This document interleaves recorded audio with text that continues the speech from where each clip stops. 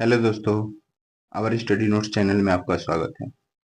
आज हम लोग यूटेरिया बिहार संग्रह का कुछ तथ्य देखेंगे, जिसमें आज हम मेरा टॉपिक है जनजातीय विद्रोह और बिहार में 1857 की क्रांति।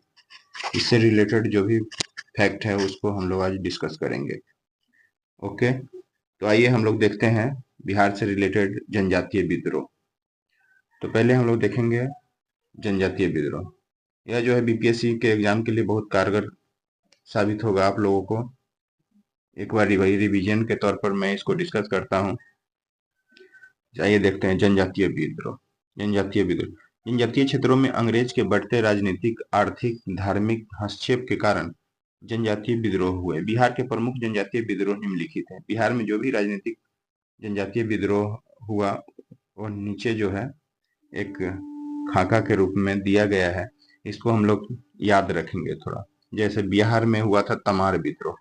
तमार विद्रोह कब हुआ था? 1789 से 94 में।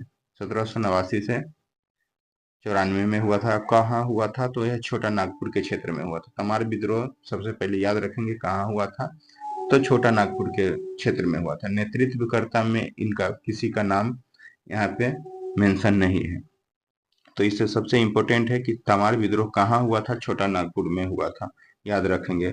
और कभी डेट पूछ दिया तो 1789 से 94 में। चेरो विद्रोह का डेट भी याद रखना है, पूछा हुआ है 1800 से 1802 ईस्वी। चेरो विद्रोह यह कहाँ हुआ? तो पलामू में हुआ। और इसके नेतृत्वकर्ता कौन थे? तो भूषण सिंह। नेतृत्वकर्ता कौन थे? भूषण सिंह। अब है हो विद्रोह, जिसको कि होज विद्रोह भी कहा जाता है। यह इसका भी डेट याद रखना है, 1820 से 21। यह कहाँ हुआ? तो सिंहभूम में हुआ था। यह इसके नेतृत्वकर्ता का नाम उल्लेख नहीं है। हो विद्रोह 1800 डेट याद रखना है, 1820 से 21। कहाँ हुआ? तो सिंहभूम में, जो कि झारखंड में पड़ता है। ये तीनों जो है छोटा नागपुर, पलामू, सब झारखंड में है, वर्तमान झारखंड। कोल विद्रोह का भी डेट याद रखना, 1831 से 32। छोटा नागपुर के क्षेत्र में हुआ था कोल विद्रोह। बुद्धो भगत इसको जो है नेतृत्वकर्ता याद रखना है, बुद्धो भगत को भी। कोल विद्रोह उसका संथाल विद्रोह मोस्ट इंपोर्टेंट है। संथाल विद्रोह डेट ही याद रखना है, 1855 से 56। कहाँ हुआ? तो संथाल परगना में हुआ। इसके नेतृत्वकर्ता कौन थे? तो सिंधु, कान्हू, चांद और भैरव, ये चार भाई थे। चारों भाई ने मिल करके संथाल विद्रोह का नेतृत्व किए थे, जो कि 1855-56 में हुआ था।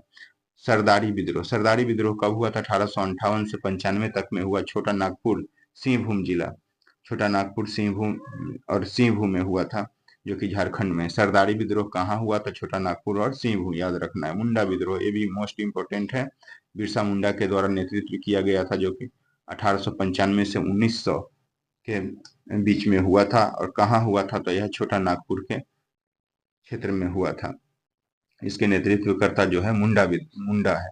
मुंडा विद्रोह नाम से स्पष्ट है, मुंडा विद्रोह बिरसा मुंडा ने किया था। ताना भगत, ये भी याद रखना है, डेट भी याद रखना है इसका। 1913 से 14 ताना भगत गुमला में हुआ था। गुमला, जो कि झारखंड में है। इसके नेतृत्वकर्ता जो है यात्रा भगत है। ताना भगत का यात्रा भगत नाम में ही छुपा हुआ है। ताना भगत, यात्रा भगत नेतृत्वकर्ता। कब हुआ था? 1913-14 में। 1913 से 14 में हुआ था। अब हम लोग एक एक करके जो मोस्ट है, इम्पोर्टेंट है, उसको बारे में थोड़ा सा डिटेल्स से देखेंगे। अब आइए सबसे पहले हम लोग देखते हैं संथाल विद्रोह। संथाल विद्रोह कब हुआ था? 1855-56 में। किसने किया था? नेतृत्वकर्ता बताए हैं संथाल विद्रोह के, तो यहाँ पे हम लोग बताए हैं सिंधु, कान्हू, चांद भैरव। सिंधु संथाल विद्रोह है, देखिए, जो कि हम बताए हैं। संथाल विद्रोह सिंधु, कान्हू और चांद्र भैरव, ये जो चारों भाई थे। संथाल विद्रोह कब हुआ? 1855-56 में। 1857 की क्रांति से तुरंत पहले यह 1857 के जस्ट पहले, ये भी क्वेश्चन पूछा जाता है, 1857 से जस्ट पहले कौन सा आंदोलन हुआ था? यह जनजातीय आंदोलन था। जनजाति के द्वारा किया गया था संथाल विद्रोह। 1857 की क्रांति से तुरंत पहले यह विद्रोह भागलपुर से राजमहल तक के क्षेत्र में हुआ था। कहाँ हुआ था? तो भागलपुर से राजमहल के तक के क्षेत्र में, जिसको क्या कहा जाता है? दामन एकोह। भागलपुर से राजमहल के क्षेत्र के बीच के क्षेत्र को दामन एकोह के नाम से जाना जाता है। यह जनजातीय शोषण के विरुद्ध प्रथम सशक्त आंदोलन था। सशक्त जो है, यह प्रथम सशक्त जनजातीय विद्रोह था। किसे? जनजातीय शोषण के विरोध में। पहला यह जनजातीय विद्रोह था। यह विद्रोह का कारण बाहरी लोग, जिसको कि दीकू कहा जाता है, बाहरी लोग जिसको दीकू कहा गया है, यह विद्रोह जो है बाहरी लोगों का द्वारा शोषण, जैसे मांझी व्यवस्था एवं पहरा पंचायत व्यवस्था में परिवर्तन आदि था। इसका जो मुख्य कारण था संथाल विद्रोह का, अंग्रेज लोग ने, जो अंग्रेज लोग के रूप में कहा गया है बाहरी लोग को, अंग्रेज लोग को बारे में दीकू, इसको दीकू के द्वारा यहाँ पे क्या किया गया था? शोषण किया जाता था जनजातियों जनजातियों को, अंग्रेजों के दीकुओं के द्वारा शोषण किया जाता था, जिसमें मांझी व्यवस्था इन लोग का एक प्रथा था, व्यवस्था था मांझी व्यवस्था, उसको इन लोग ने इस व्यवस्था में परिवर्तन किया। परहा पंचायत व्यवस्था था, इस व्यवस्था में दीकू लोगों ने परिवर्तन करने का प्रयास किया, जिसके विरोध में जो है संथाल विद्रोह हुआ था। इस विद्रोह का नेतृत्व जो है सिंधु कान्हू चंद्र भैरव ने किया था। यह विद्रोह असफल रहा, लेकिन इसके परिणाम स्वरूप, देखिए यह विद्रोह असफल तो रहा, लेकिन कहीं न कहीं इसी का परिणाम था जो संथाल परगना कष्टकारी अधिनियम 1869 में संथाल परगना कष्टकारी अधिनियम, संथाल परगना मांझी व्यवस्था को जो है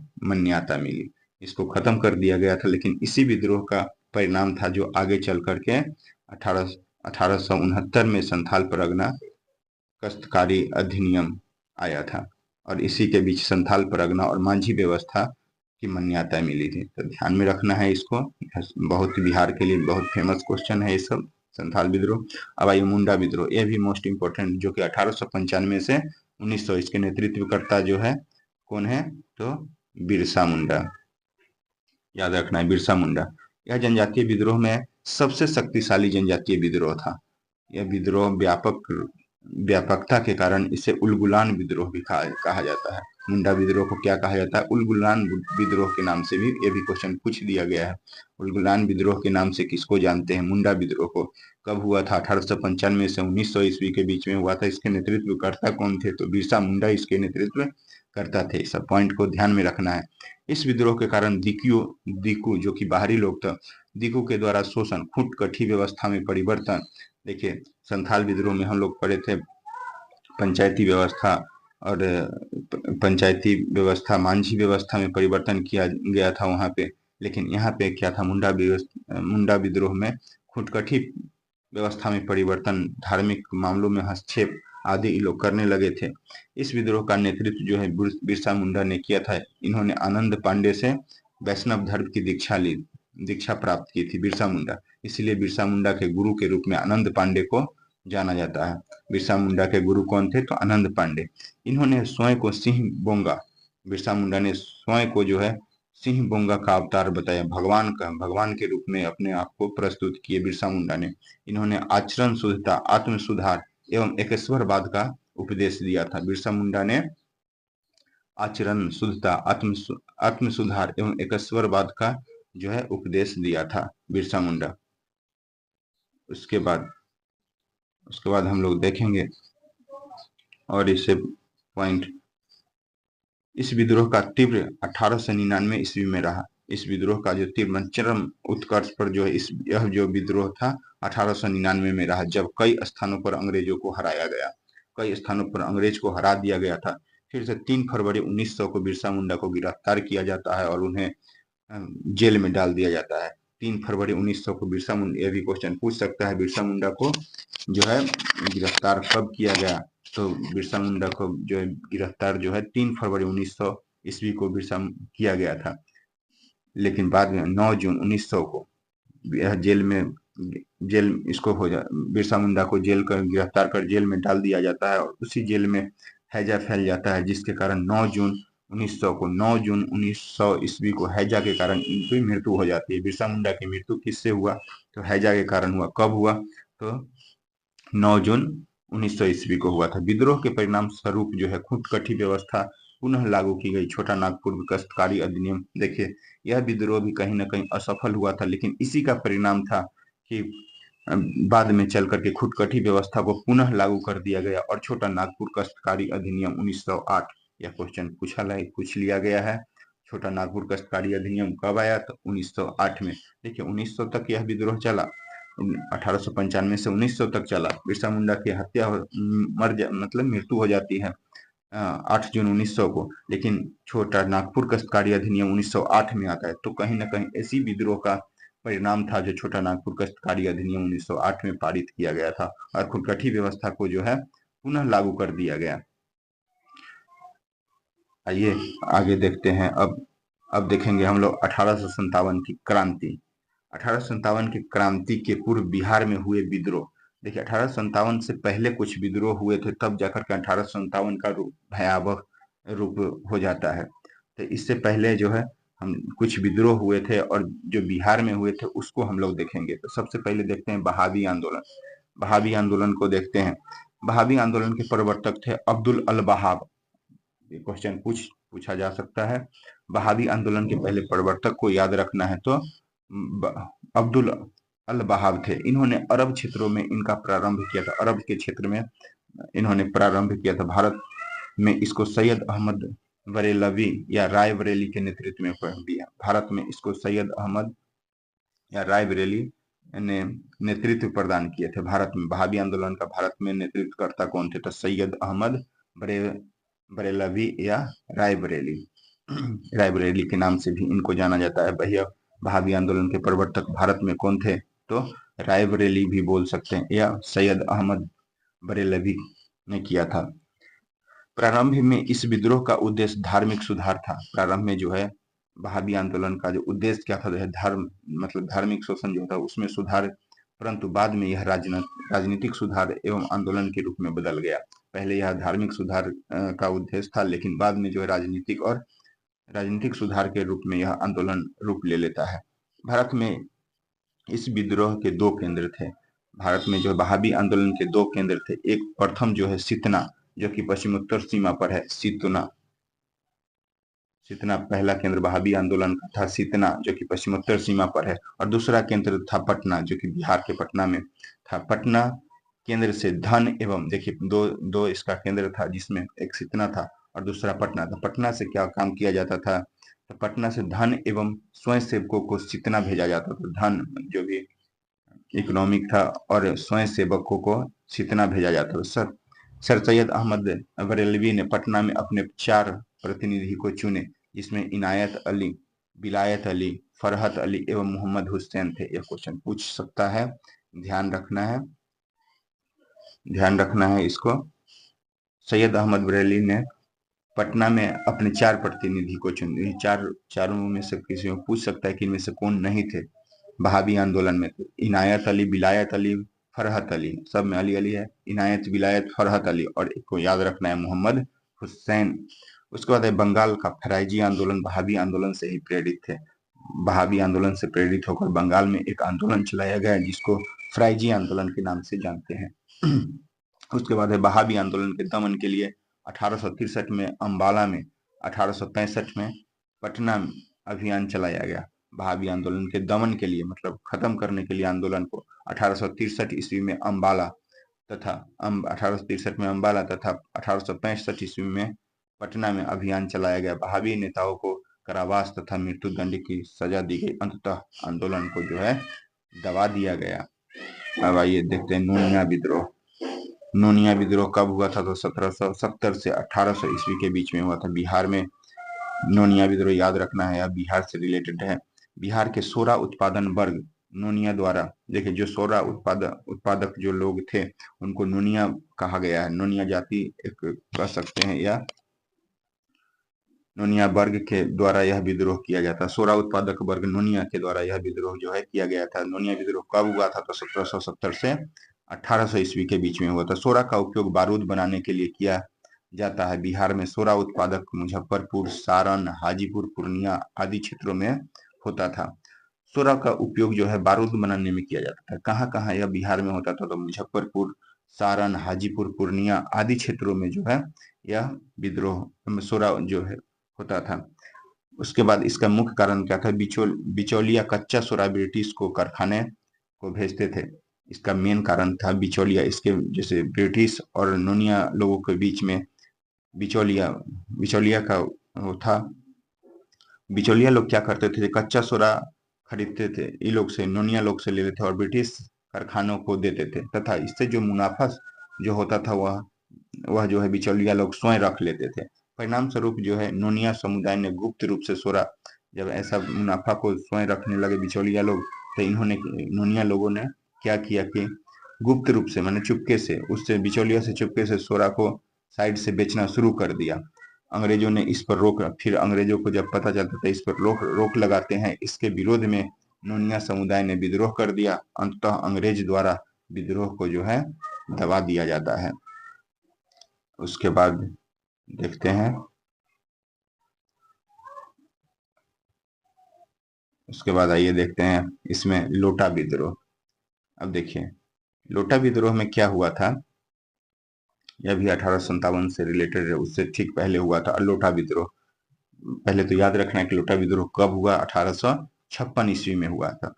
यह विद्रोह मुजफ्फरपुर के जेल के कैदियों द्वारा किया जाता है। मुजफ्फरपुर जेल में कुछ कैदी थे, उनके द्वारा जो है यह लोटा विद्रोह किया गया था। इसमें क्या हुआ था कि जेल में कैदियों को पहले जो है जेल में कैदी को पित्तल का लोटा दिया जाता, लोटा बर्तन जो है थाली, खाना खाने के लिए, पानी पीने के लिए उनको दिया जाता था। जो बर्तन का प्रयोग पित्तल का दिया जाता था।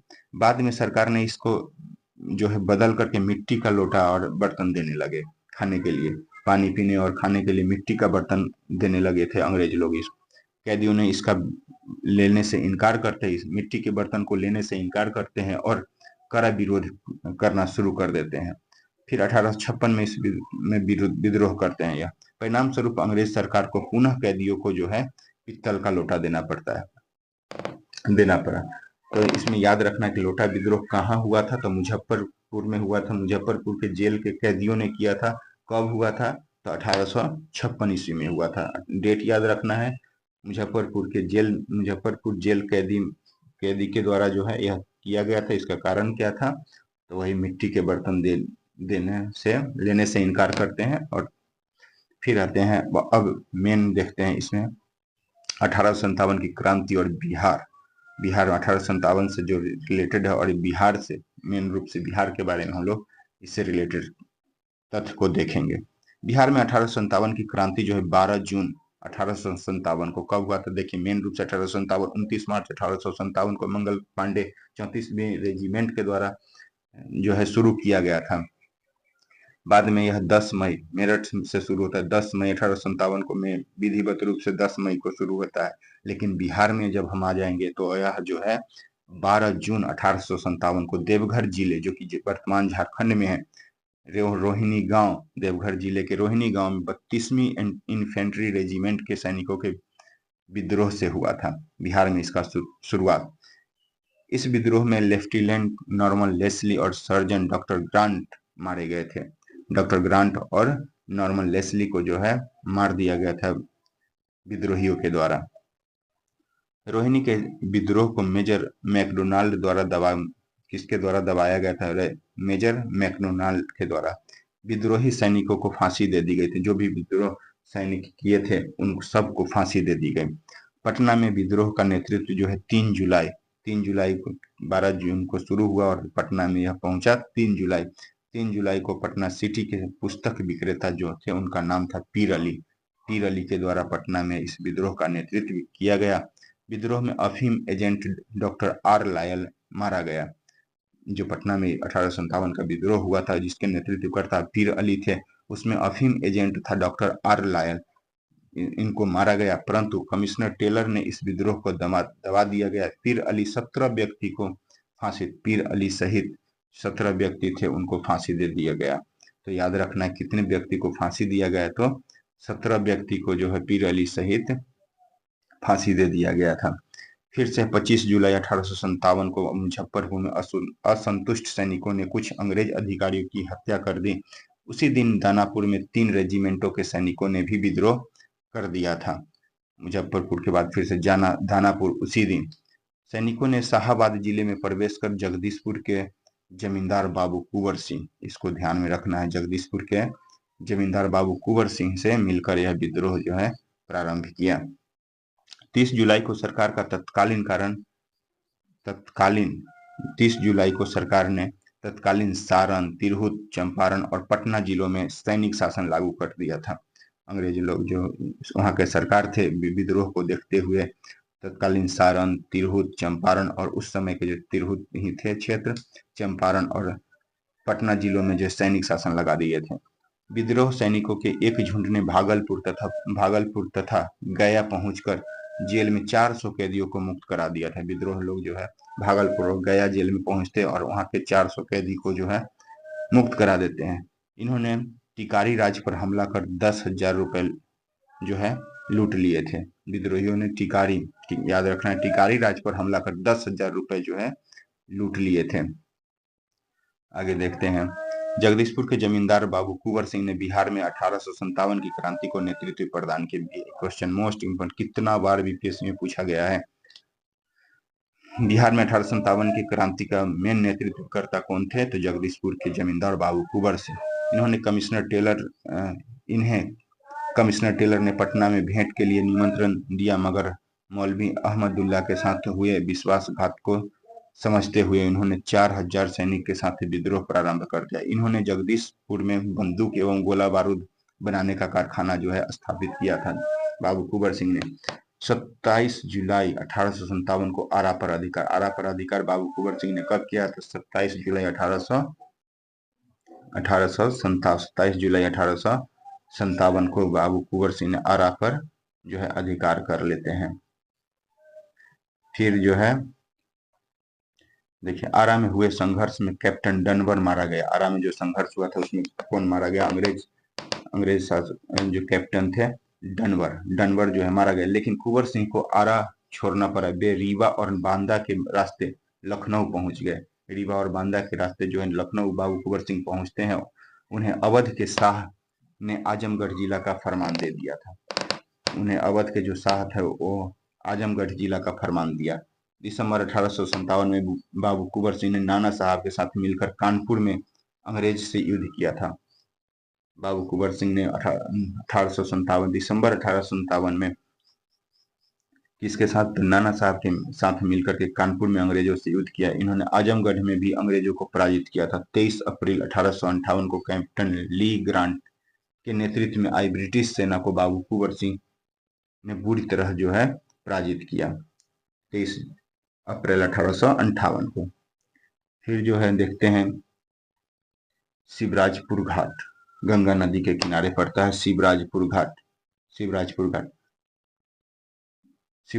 घाट पार करने के क्रम में सेनापति डगलस की गोली से बाबू कुंवर सिंह की बायां हाथ घायल हो गया। इन्होंने अपना बायां हाथ जो है काटकर गंगा